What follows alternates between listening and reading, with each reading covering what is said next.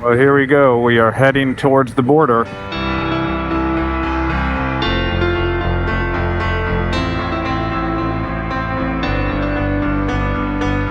And here we are, the border.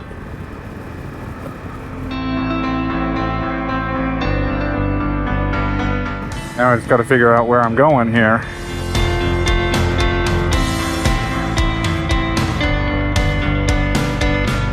Alright, I'm at the border, so that was super easy actually. Everything is in this one building. It's a joint place, so you don't have to do one side and then cross over and then do the other side.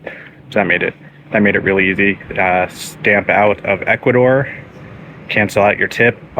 That took the longest time not to cancel it, but because they had to find where the customs guy was, he must have been on break or something. But all I did was take my paperwork, said listo, you're good to go. Yeah, and stamp into Peru and then do the import process. Again, super easy. So I still have one task to do, which is they don't sell insurance here, so I've got to go find insurance. They said just on the other side of the bridge, so we're going to go do that and find out what happens.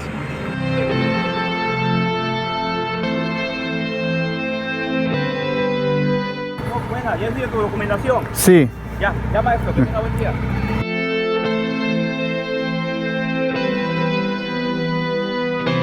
Hasta luego, Ecuador.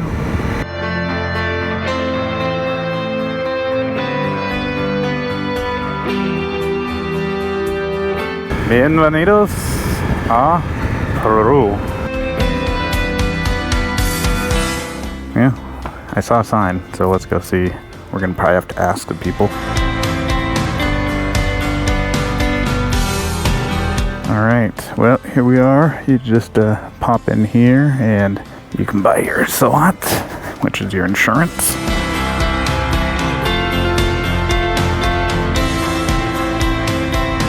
Pretty easy, but that's the one extra stop you need to do other than the border.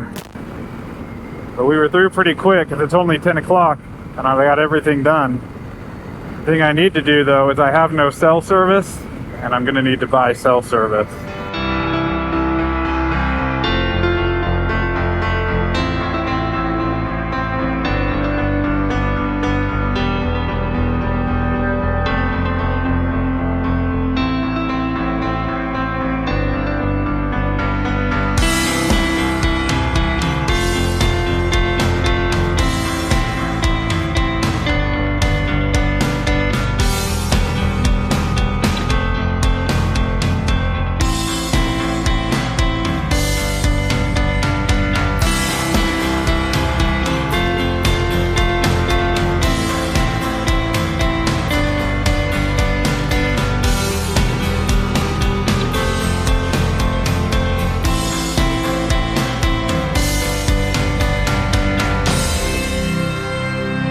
Northern Peru is the one part of this trip that I haven't enjoyed. I want to try to be fair to Peru and give it a chance. I know it has beautiful places like Machu Picchu and the Inca Trail.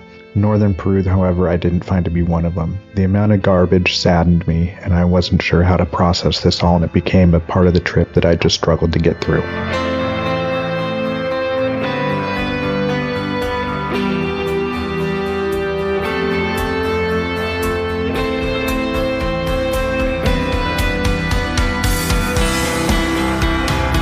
Riding days were spent being blasted by sand, being pushed by a wind that never relented. Nothing grows in this part of the world and there's nothing to stop the wind.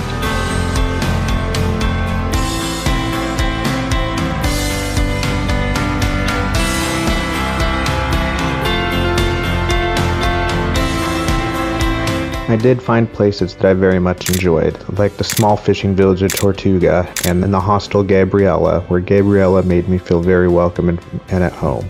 If you come through this part of Peru, I highly suggest stopping and visiting Gabriela and enjoying the time there. Parking.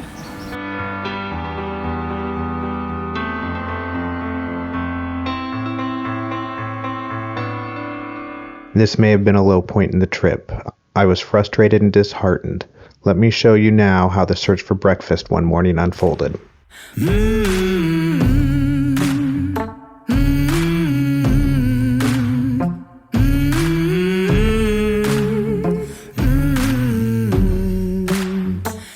días. ¿Tienes café? ¿Café? Café? No, no sentía café. ¿Dónde está un restaurante para desayuno café? A ver, en este de la calle. No, hay, en toda esta recta hay restaurantes, pero nosotros no tenemos, solo vendemos puro extra.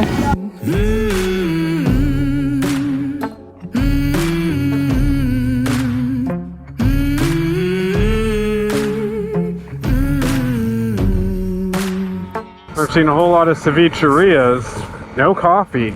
I don't get Peru. Nothing's ever open. I'm never able to find an actual breakfast or restaurant that's a breakfast type place. The only time I actually find it is when they have it at a hotel that I'm staying at. I really just don't understand it. I don't understand Peru. Stupid. And every 20 times round the sun, come the daughters, come the sons, to decide what they want and shape those colors of green, brown, go wild. I mean, I know it's part of it's my own problem. I'm sure if I spent enough time here, I would understand when things were open, what was open, what to look for, but I don't. You know, everywhere else, the roadside restaurants have a big sign, Desayuno, and you know when to stop. Here, it's hard enough to just try to figure out where stuff is.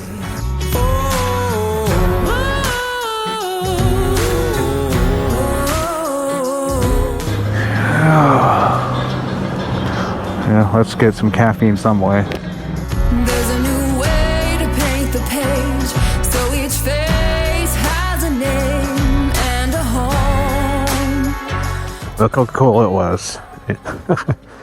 But every time you get frustrated with it, you kind of have a good experience too. The girl in the service station had a huge smile and she tried to speak English. I think she knew about 3 words, which is about what I know in Spanish. So I mean, I guess that's probably what I sound like to everyone I talk to. But yeah, she was very sweet. I was standing there drinking my Coke and eating some, you know, typical snacks. She wanted to bring me a stool and I laughed and I pointed at the and of course there's the sign for the frickin' Desayuno, literally 500 feet from where I stopped. Oh well. Oh well. You move on. And I had a good interaction, so that makes it all worth it sometimes.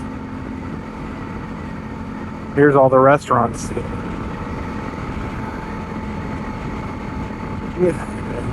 That's always what you don't know. You don't know.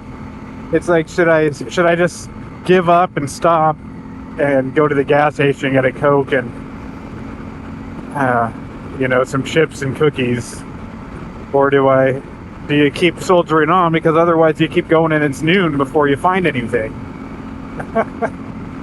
But that's my luck. I stopped right there and then there was that whole line of restaurants, that the one with the Desayuno sign, so they were serving breakfast.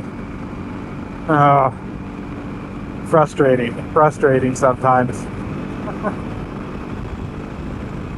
But if I let it bother me, I wouldn't have fun. So you laugh about it and you take the good interaction that you have with the girl at the gas station and move on.